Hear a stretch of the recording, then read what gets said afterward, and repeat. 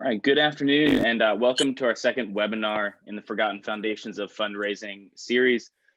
I'm Austin Detwiler. I'm the managing editor at Philanthropy Daily, which is hosting this webinar along with American Philanthropic. If this is your first time joining us, you can catch all of our past webinars from our Fundraising During Uncertain Times series last year, and our first installment in the Forgotten Foundations series, which actually was on foundations, at our YouTube channel. If you just search for Philanthropy Daily, you can also find them at philanthropydaily.com, along with all of our articles and related content, the podcast and everything else.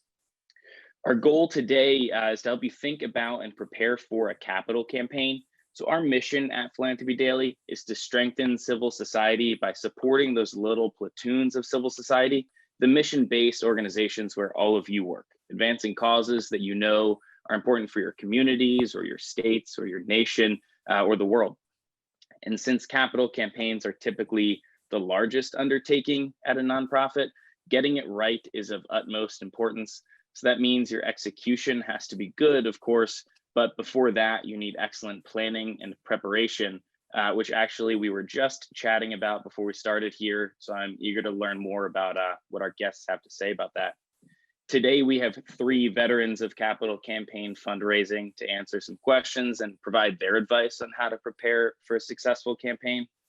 But before we move on to introductions, let me give you just a quick note of housekeeping. We'll kick things off today with a conversation and some questions between our panelists. But after that, we're going to head into an open Q&A. So while they're talking, feel free to shoot us whatever questions you have. And at the end, I'll get to as many as you can. You can shoot them to us in the chat box, or if you toggle your mouse over the Zoom screen, there's a Q&A function at the bottom. You can click that and I'll keep an eye on both and we'll cover as many questions as we can. With that, I'm gonna introduce Chris Kuetemeyer. Chris is a managing director with American Philanthropic. He joined us after spending many years growing the Fellowship of Catholic University Students, or FOCUS, if you've heard of them, from a small $1 million organization into a $25 million powerhouse. Now, Chris directs American Philanthropic's Capital Campaigns Group, helping organizations around the country plan for and execute capital campaigns to advance their work. We're really lucky to have Chris joining us this afternoon. In addition to his work with American Philanthropic, I should say Chris also serves on the board of Addenbrook Classical Academy in Denver, and on the parish council for his church, Christ on the Mountain Catholic Church. With that, Chris, let me hand it over to you. You can introduce the two Dans joining us today, and then we'll get going. Thank you very much, Austin. Through no pre-planning, we ended up with two Dans from Indiana with us today, which is quite fun. Dan Reagan joins us from South Bend, Indiana, and spent 28 years in development, the majority of those at Notre Dame, where he directed two campaigns, one campaign for $1.5 billion and a second campaign for $2 billion. And then he also has helped consult with many organizations such as Catholic Relief Services, Creighton University, and Focus, where I had the benefit of learning from his wisdom. Dan Folta is from the Indianapolis area and has been in development a long time also at Purdue University, Western Governors University, an international service group, as well as a local museum. So I think we've got a lot of range in this group to have everybody and learn from your wisdom. So if I could just jump in here, asking Dan Reagan, you an initial question here. Is it true that many universities are essentially always in campaign mode, that they're always in some phase of campaign planning or stewardship or in the actual phases of the campaign? Yeah, hi, Chris, and thanks. Yeah, I mean, the answer to that is yes. Most of the time, larger universities for sure are in a campaign mode of one kind or another. And by that, let me stretch it out a little bit. That doesn't necessarily mean public execution of the campaign, but it does mean that they might be either planning or executing. In my almost 30 years at Notre Dame, I can tell you that we were either always planning or executing a campaign, and then they kind of came in somewhat, and this is a bit of a simple oversimplification, a bit of a 10-year cycle. So a couple of years of planning, and then several years of executing a quiet phase, and then into a public phase. And so I would say that the trend with even some of the maybe not the right word, but more elite universities is that they're in continuous mode. I mean, it's not even planning and then executing; it is constantly. And so that's a little bit of a different mode. And maybe among all of us, we ought to come up with a different name for that than campaigns. Maybe that's something beyond even a campaign. But again, a long answer to a short question. Yes, most are either planning or executing all the time. I find that really interesting, just because I know that universities and hospitals are often known for a campaign, but whether it's a museum or a ministry or a local hockey foundation, tends to think of a campaign only when they're doing a special project like a new building. What do you think that kind of the regular nonprofit world could learn from the university system of being in that some part of a campaign phase?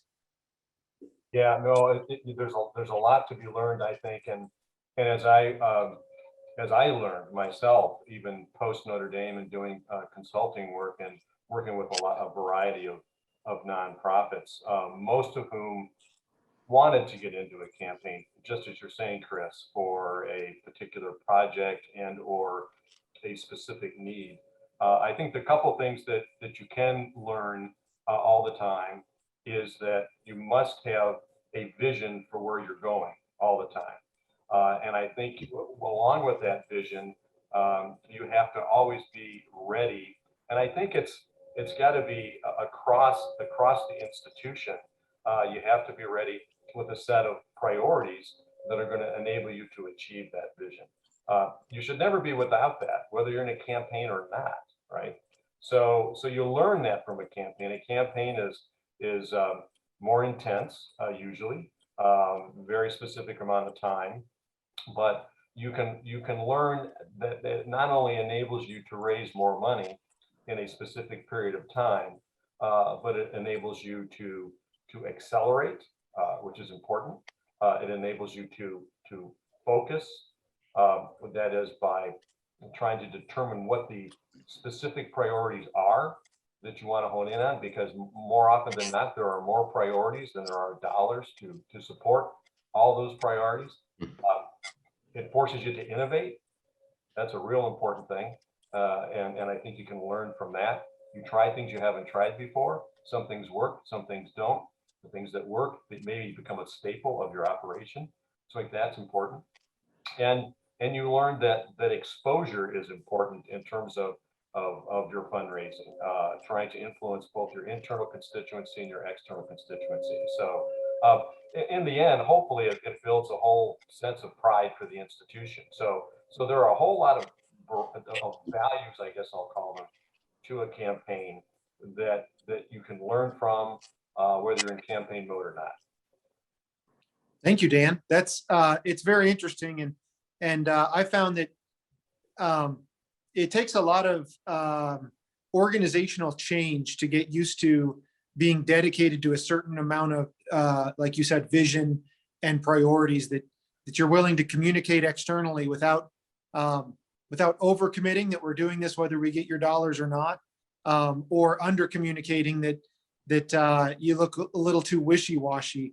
Do you think universities have kind of figured out how to navigate that? That's a tough thing to navigate. What have you experienced in that? Yeah, that's a great question.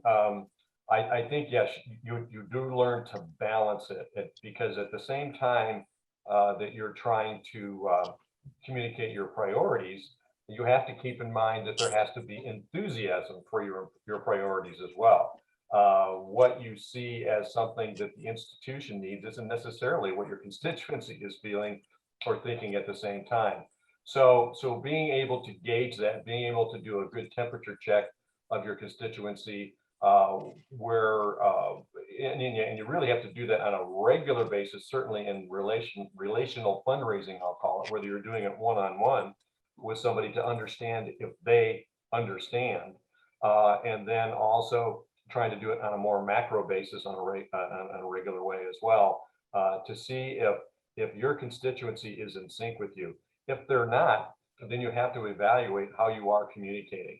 So as important as there is for a plan to execute the fundraising of the campaign, there should be a side-by-side kind of plan for the whole communication of that as well, especially leading up to it. Because if your constituents are not enthusiastically on board, especially those core, what I'll call cornerstone donors at the beginning, you will have a tough time executing that campaign. Thank you. Dan, Folta, as a group is evaluating a campaign, if they think they might be ready for one, what do you think they should be looking at? How will they know if they are ready for a campaign? Yeah, that's a great question, Chris. Probably several things. You're looking for, a few things like stable leadership. You want to make sure you have leadership in place that's not going to transition in the next few years, or, people feel good about the leadership and confident. I've been in situations where a leader left in the middle of a campaign, and it definitely was the death of that campaign, and they actually stopped raising money and had to change directions. So leadership's really key, and kind of Dan spoke to it, but someone who can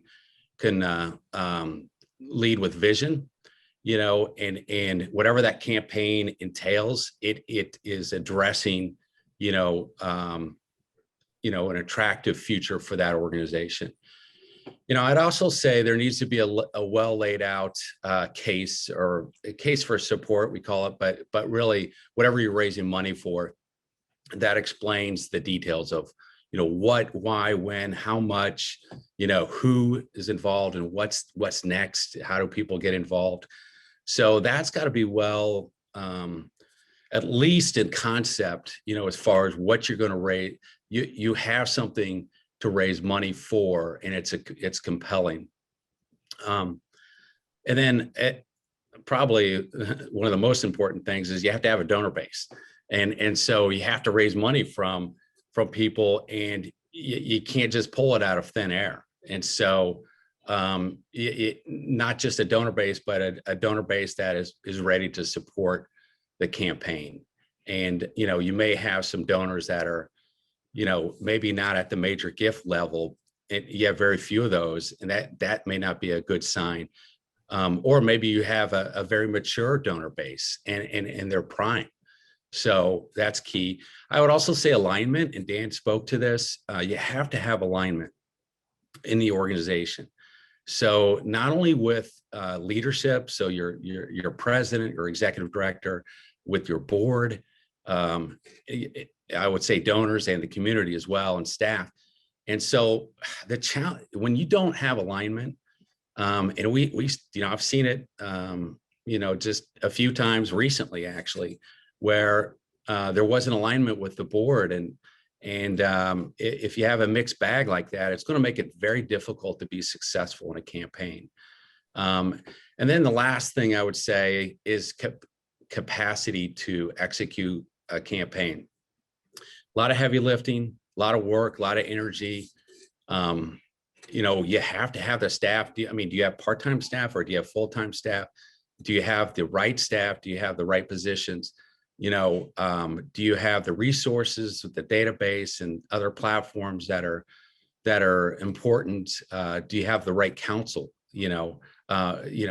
support around you? So those are just a few things that I think are important, to help you know if you're ready for a campaign. Mm-hmm. And is which do you think is the bigger risk than with kind of all those things? Is it a bigger risk to start a campaign too early, or to start a campaign too late?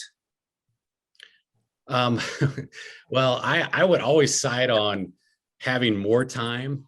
And so being too early scares me. And And I do think that could be a death of a campaign when you're not prepared properly. And so, you haven't done the proper planning. You need to assess your operations, your staffing, everything you do in fundraising. You need to make sure the initiatives and the case is right. Make sure critical stakeholders are aligned, like I mentioned earlier. You have doing a feasibility study. So failure is not an option in a campaign. If you fail, it certainly could set the organization back several years. And so you want to make sure you've got all your ducks in a row. And so I would also say, consider hiring counsel as well. So to help you assess if you have everything you need in advancement, and possibly if you need help with a feasibility study as well. Being too late doesn't scare me as much.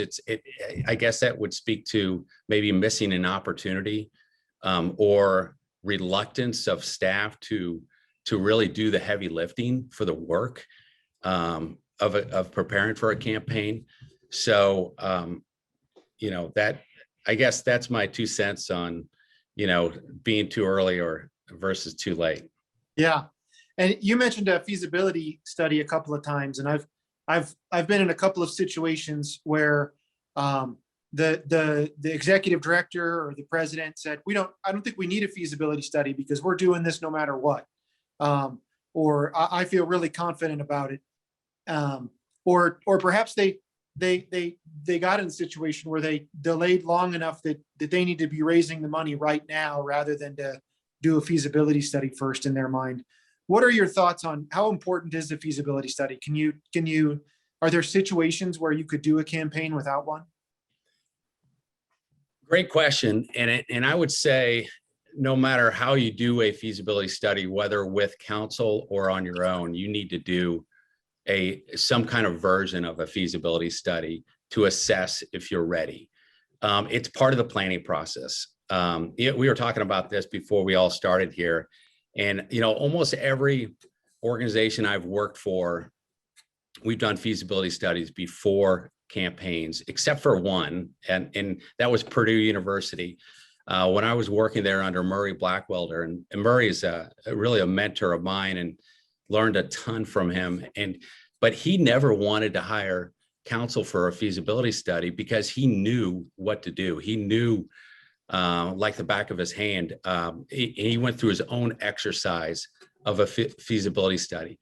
So when you're doing a feasibility study, you're looking at things like, you're making sure that the plan is well laid out. You're knowing what initiatives donors will support and how much. So you're testing that with donors. You know how long a campaign may take. So you're going to identify a timeline for the campaign. You're helping identify campaign leadership through interviews with potential donors that will help, give the campaign energy and leadership. It's a way to help get the board fully aligned with the campaign and helping them understand what their role should be, as well as the president or the executive director, and making sure he or she understands their role in the campaign and how much effort it's going to take. So it helps it makes sure that staff and key stakeholders are aware of everything involved, and it helps you identify what you don't have and what you need to be ready. So that's my 2 cents. Whether you hire counsel or whether you have the capability of doing it yourself, that's really important. Dan Reagan, we typically call it a quiet phase where we solicit lead donors. Some people call it a silent phase, but we typically try to raise 50 to 75% of the goal, sometimes even more, before it goes to the public phase where you tell everybody about it. But at the same time, many people, their experience of a campaign has always only been the public phase because they've never been behind the scenes if they haven't done a campaign before. What do you think is the importance of that quiet phase, and just what is it that makes it important if you think it is? Well, yes, Chris, I think it's very important.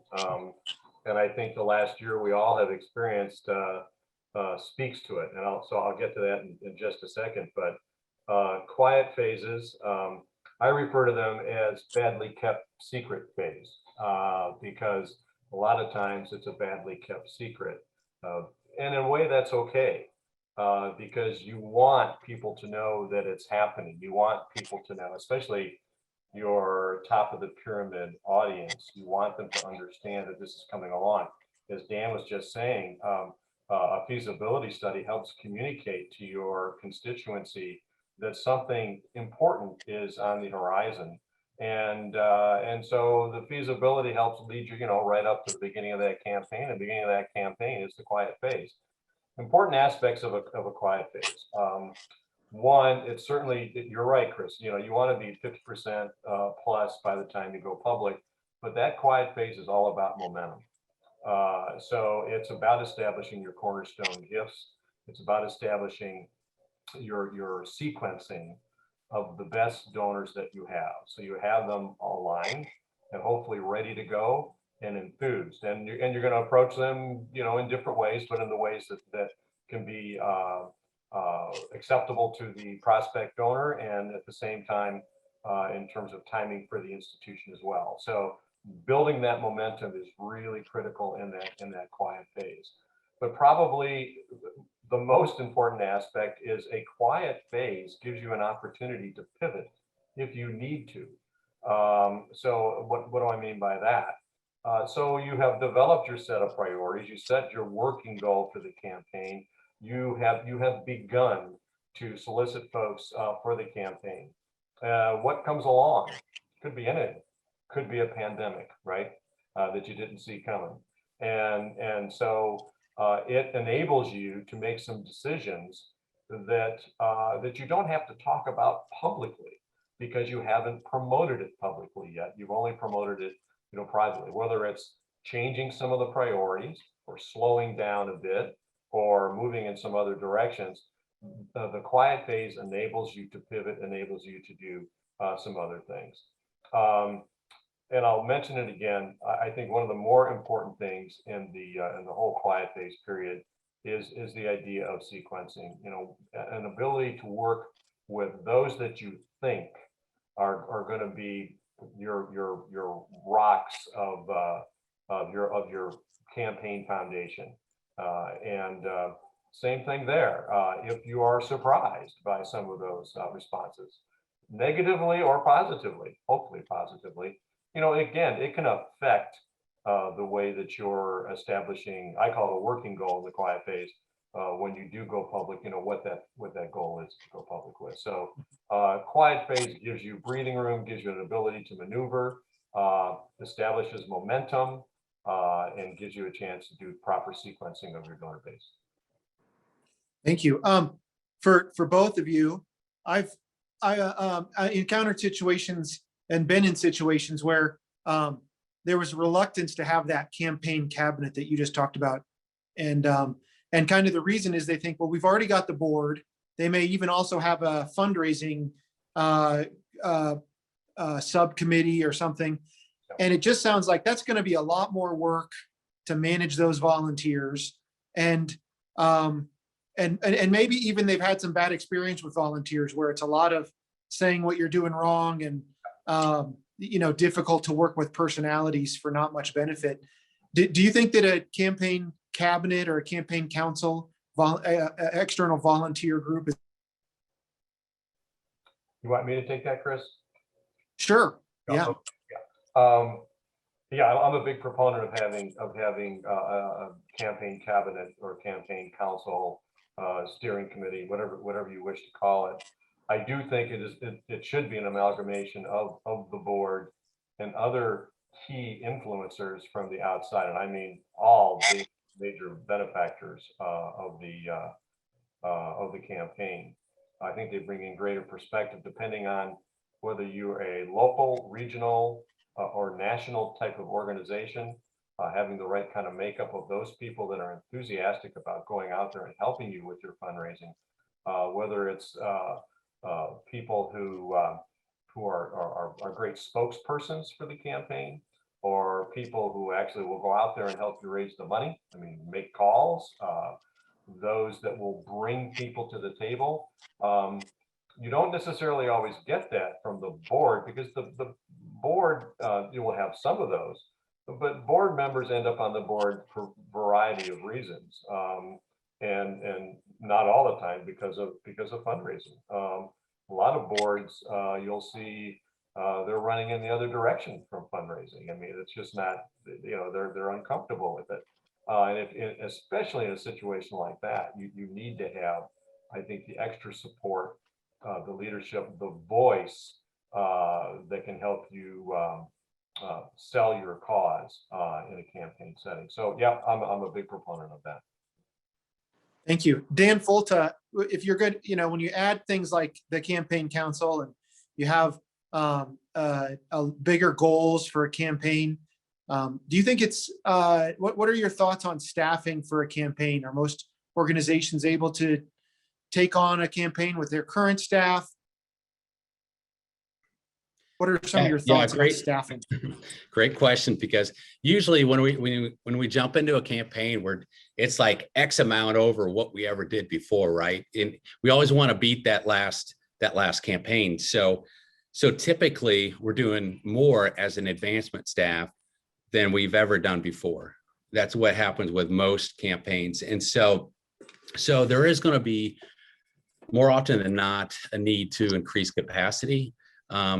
Just really making sure you're assessing your staff's, making sure there are no gaps in roles, making sure you have high performing staff members, and really, when you're going into a campaign and you're raising major gift work, or money, you really want to make sure you've got a healthy churn of prospects.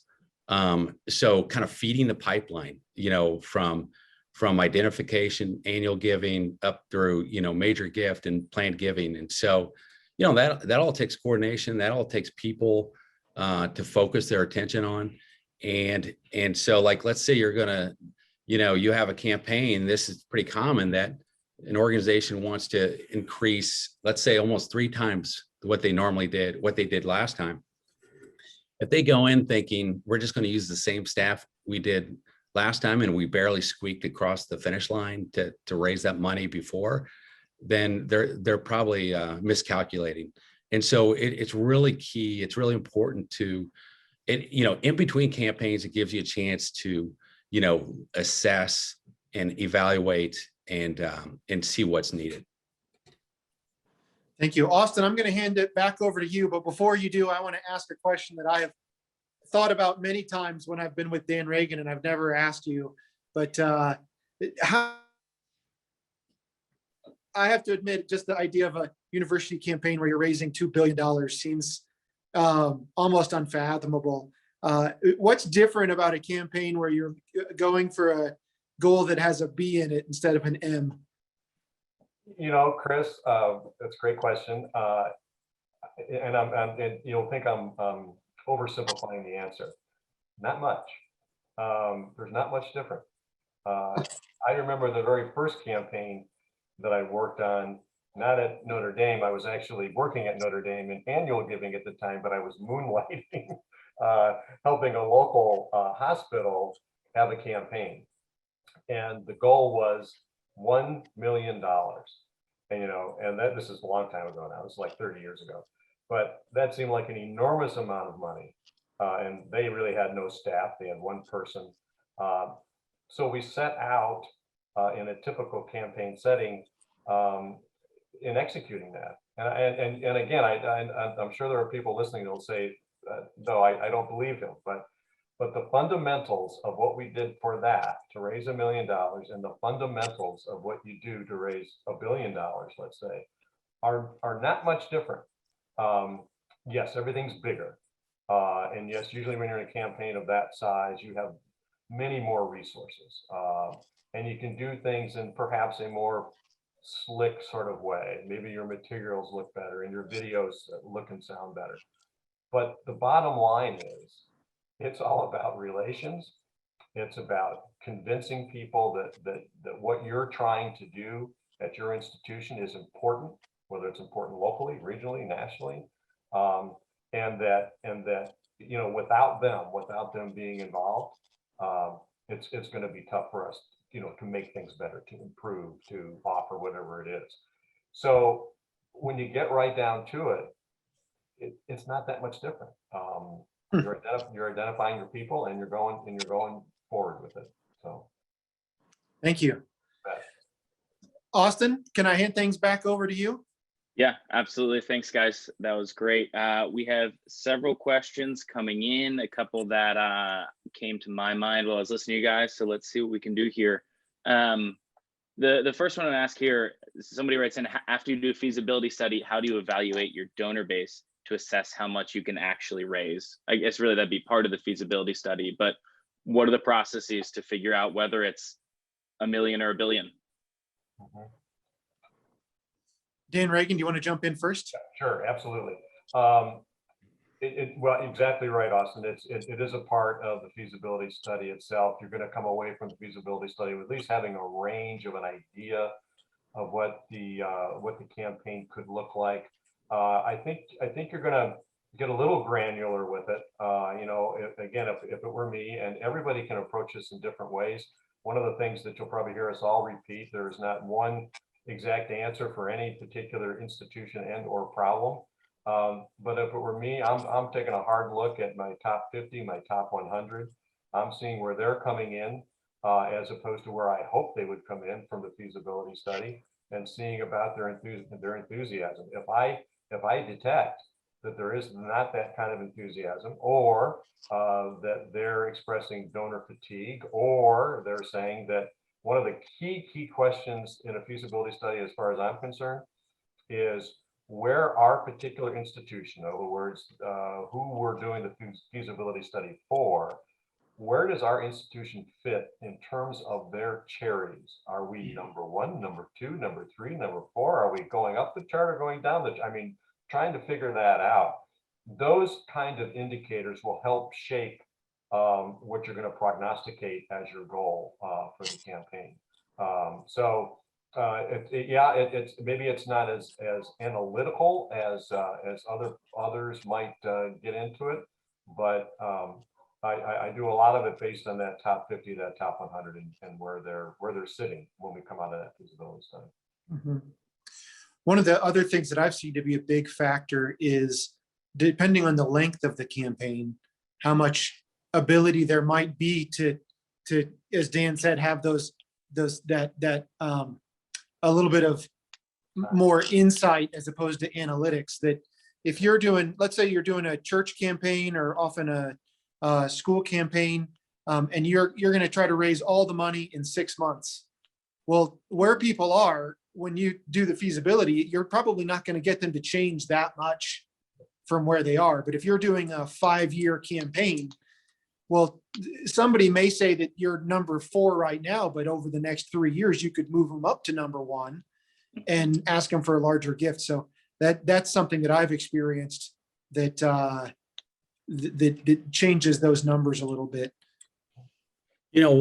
One other thought is, when you're going into a feasibility study, word of caution is not to box yourself, the organization, in with testing for a specific project that it's a win or go home type of situation, because I've seen that happen. In fact, I was involved with that one time, and we went through the feasibility study, and it was determined the project was not feasible. I mean, the organization was trying to jump 5-6 times what they've done before, and they overshot. So there's got to be a voice of reason, at least to keep, in the ballpark, when you're testing, and then making sure you're not boxing yourself in that it's all or nothing for the campaigns. I think Chris, you were mentioning, flexibility and making sure you can scale up or scale down. Mhm. So, Dan Reagan, the first part of your answer to that question, you're saying that a key way of knowing the size is largely through those interviews, the conversations actually with those donors, not just assessing their giving history with you, but the actual calling them and saying, are you interested? Where do I fall? Really candid conversations. Yeah, exactly, Austin. Speaks to their enthusiasm level. You also determine if there's any kind of impasse that maybe you weren't aware of before. I turn to universities because I'm so familiar with it, but if you just turn down one of their children for admission and they're not real happy with you right now, it might affect their giving, right? So things like that, but it's a combination of answering what I'll call the financial type questions, where they might lie in terms of their giving, but it's also determining kind of their emotional aspect as well. Yeah.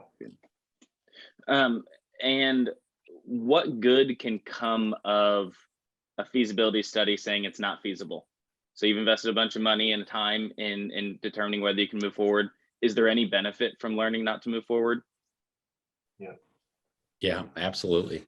So it kind of prevents failure, or it can prevent failure. And so you do collect information from, about donors and their interests, and feasibility study is a form of cultivation. So you're able to cultivate the donor and kind of, and I think donors would appreciate the fact that you go through a careful planning process, and they're involved with it. And the feedback was, the organization's not ready to go forward with the project. Going back to what I was saying earlier about scalability is nice to have that, because if you don't want to get in that situation where you necessarily just go home and all that work kind of doesn't go to waste. But it'd be nice to redirect and keep going, in a direction that is going to benefit. I think sometimes you're able to take that no go on the whole project and break it into phases that make sense for people. One of the other things is that it might show you we need to actually invest in our development team more.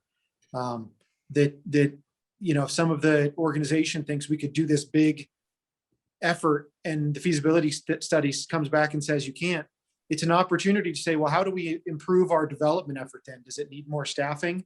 Do we need more resources? Do we need to grow our donor base? What are the things that are holding us back? It does tell you how you can get better oftentimes when you get that information back, but it's always hard to hear. Chris, I'm going to kick this one over to you too. So when you're going in campaign mode, meeting with donors, are you supposed to be asking donors for specific amounts or just inviting them to support? If you want to go for specific amounts, what's the best way to determine that amount if you don't have some of those research tools to qualify them? This is one where I would say, depending on the type of organization you are, in the feasibility study itself, for organizations that don't have a robust development department, you often want to pull out a table of gifts in that and ask them where they see themselves fitting in. Because again, if you're doing a 6 months campaign, you don't have any development staff or only part-time folks, you're probably not going to change where they are significantly. Whereas if you've got a development department of 2, 3, 4, 10 people, you may want to ask a little bit more fuzzy questions and be comparing that to their well screen information. Where do we fit? How much do we think they could give? Asking others about the kind of gifts that they've made, doing that research, and coming up with an ask amount on your own. I think that in both situations, when you go into the ask, it's often very helpful to have a table of gifts with you. But one of the things you want to do that I love about a feasibility study or a planning study is that you're able to find out what parts of the campaign are most interesting to them. So when you ask them for that specific amount, which I think you should do, you're able to put in context what that would do for the organization, and you're able to put it in the context of what you already know that they would like to do for the organization. That's great. Where should we go next? I'm not sure who to kick this one to, so let any of you jump in.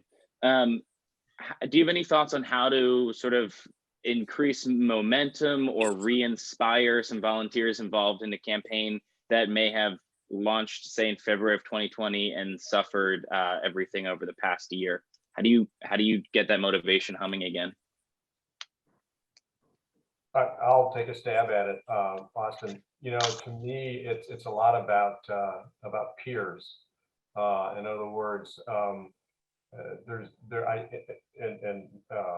not knowing the exact situation that the question might be coming from. I would hope there are at least 2 or 3 folks that are, you know, on the board, on the campaign cabinet, something like that, that are still really enthusiastic about what's going on. And so I would lean on them to assist us in bringing maybe others that have fallen out of the fold, you know, back in. Not just on those that are employed by the institution, but other volunteer leaders as well to do that. I think that personal, again, you hear me talk a lot about relational. I think that that's where you can win the day and bring those back. It's a hard thing to do, but it can be done. Being able to show your case maybe in a different light, approaching it in a different way as you re-engage the person and try to get them enthused. If you've had some other wins, whether it's new gifts or you're able to execute that a portion of the campaign that proves to be successful, being able to show that, you know, that you're actually winning, I think gets people's enthusiasm level up a little bit more as well. That momentum factor makes a big deal. There's a small enterprise that I worked with here in Indiana a couple of years ago, and people were behind the campaign. They wanted to be successful, but I think there was a question at the beginning whether or not they could be. And then once their chair of the campaign, an outside person, began to really sit down one-on-one with a number of the key people, and she was just so positive and encouraging. Little by little, she began to win them over, and little by little, they started posting more and more gifts, and then before you know it, they were off to the races. So I think in this particular time, 2 things that I've seen can be successful is that you've got to remind them about the mission, right? They're probably, unless they're incredibly committed and very practical, and even then, you need to come back to the why of the campaign with them. But I think oftentimes in our campaign cabinet meetings, or we kind of get down to the business of fundraising rather than making sure that we go back to the why of it. And I think we could be planning now for 2 months from now. In many regions in the country, you could be planning now for your first in-person cabinet meeting. And put together a real rollout of reminding everybody about why the mission is important. Yeah. And then the other thing that I've seen, actually at my old organization, they had started a campaign, the quiet part of a campaign, a couple of years before 2020, and halfway through 2020, they re-engaged kind of in the interview process. They said, now that things have changed, we're re-interviewing. And it allowed them to roll the case out anew and to do an interview, which often when people interview, you're asking them questions. Why do you love the organization so much? What makes you so passionate? What are your favorite parts of the organization? So it gave them an excuse, really, a reason to re-engage people's thoughts and get them thinking about the mission again. Awesome. Okay, we got 3 or 4 more here I really want to hit. Dan, Folta, I'm going to pass this one to you that I like a lot.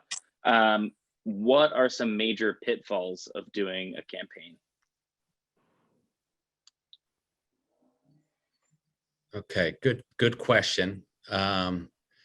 Major pitfalls would be, we've talked a little bit about this already, but not planning, so not putting in the time up front, not engaging volunteers. That's a big pitfall.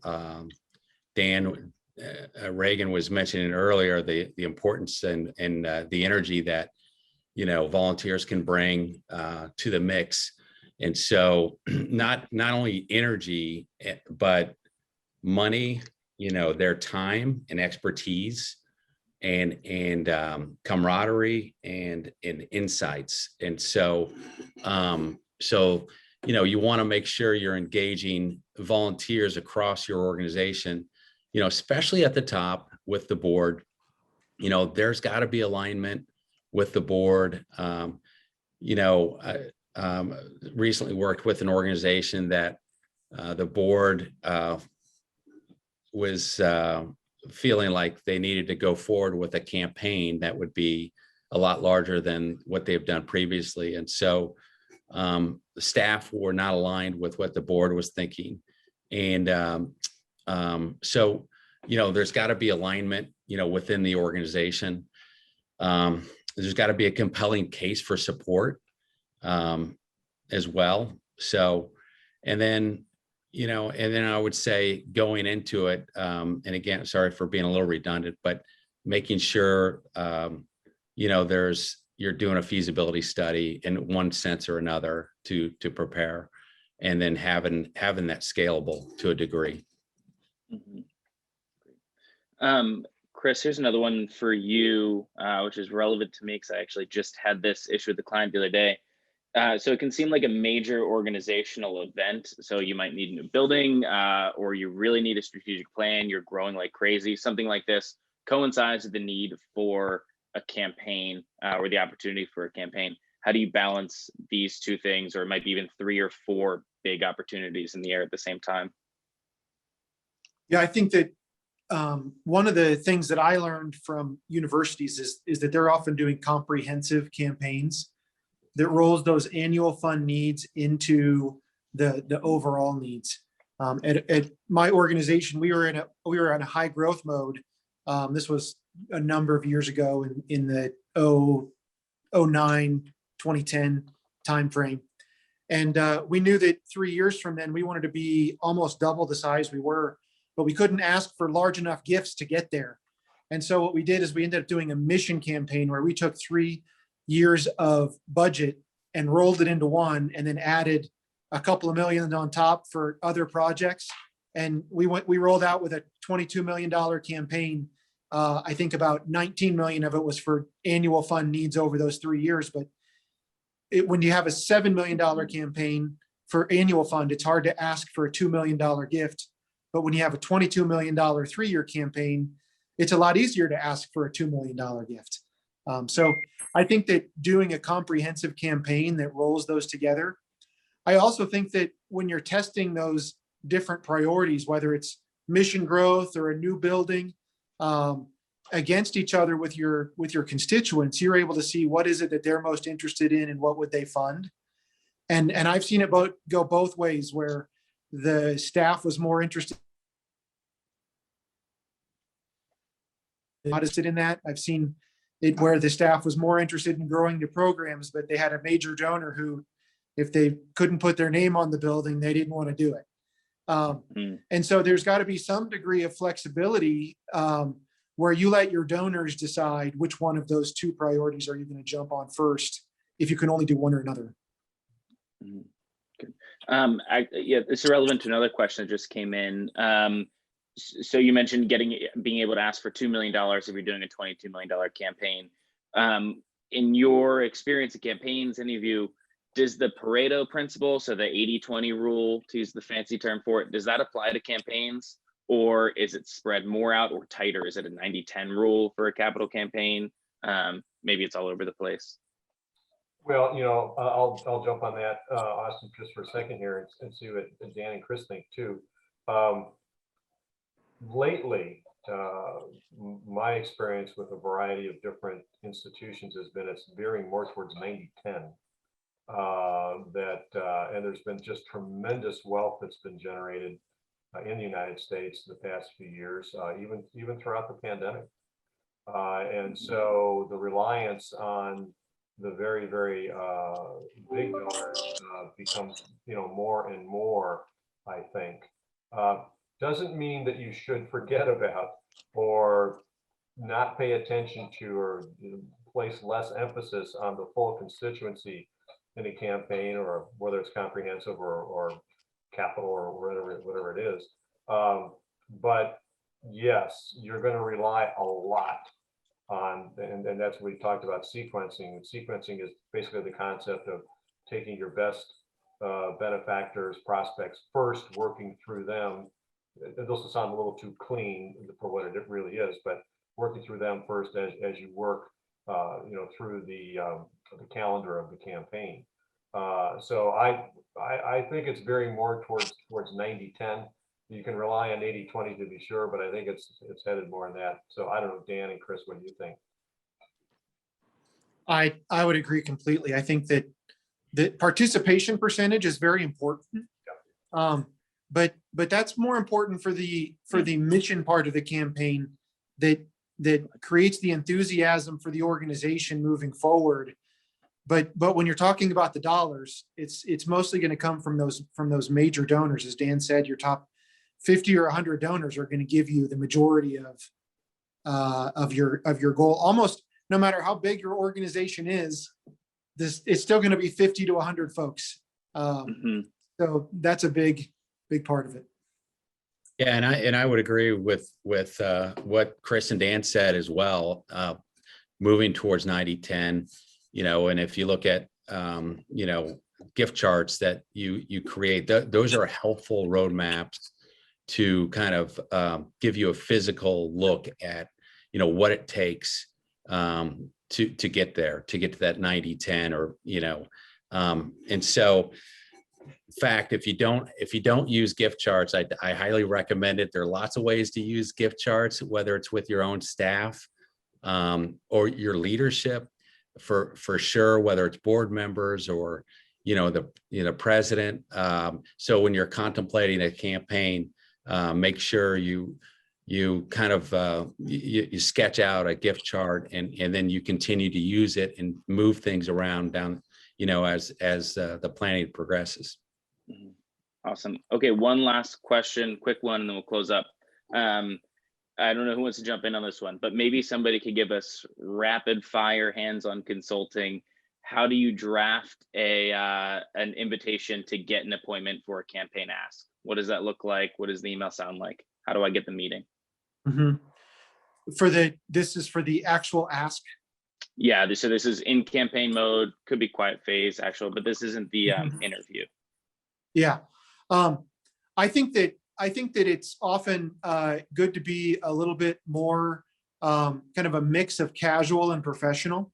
So one of the things that I like to do is to have, for instance, the president shoots a text or a casual email to the donor saying, I wanted to let you know my development department, my VP of development or my head of development is going to send you a request for a meeting soon to discuss the campaign. We look forward to getting together with you.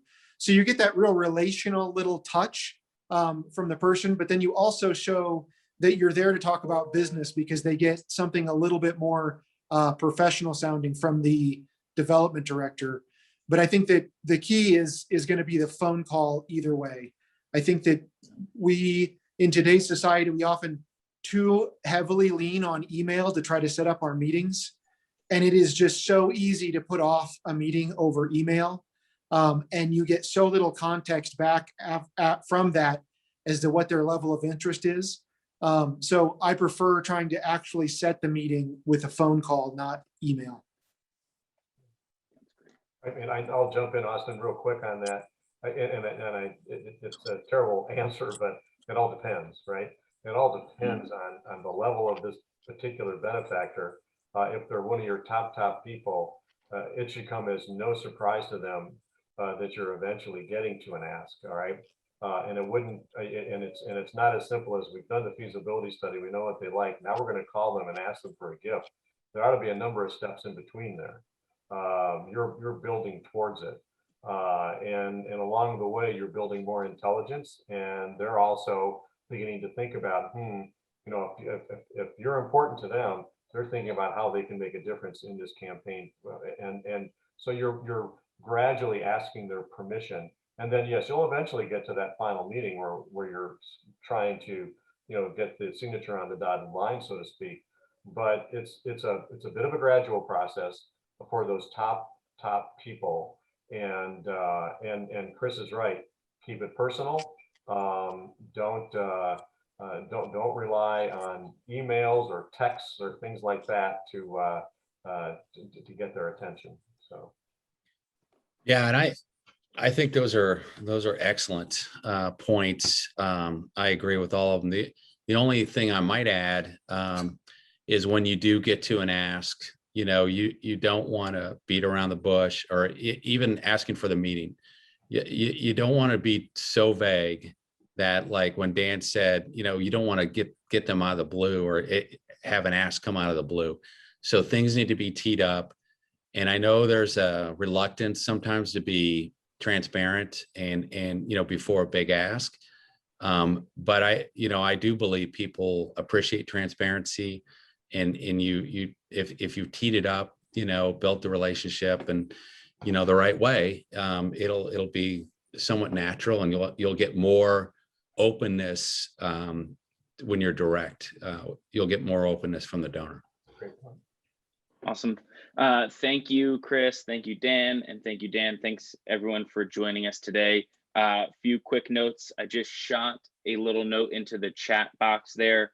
If you want to spend some more time talking about capital campaigns, on May 20th, we have a 3-hour masterclass. This is with Chris again, our other colleague, Scott Bucko, and I'm told a special guest. I don't know who that is yet. That's 3 hours, hands-on, small group, a actual call setting, not a webinar like this. So you can ask questions, learn directly from them. You can use the code Little Platoons for a 10% discount on that masterclass. And there's a URL in the chat box. You can go to americanphilanthropic.com and click events at the top to navigate there as well. The last thing I'll mention, Philanthropy Daily just wrapped up season 2 of its podcast, Givers, Doers, and Thinkers.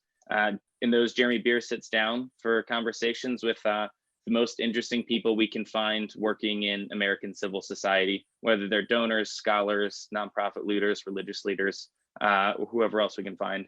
You can catch all of those episodes at philanthropydaily.com, and you'll want to catch up before season 3 comes out in September.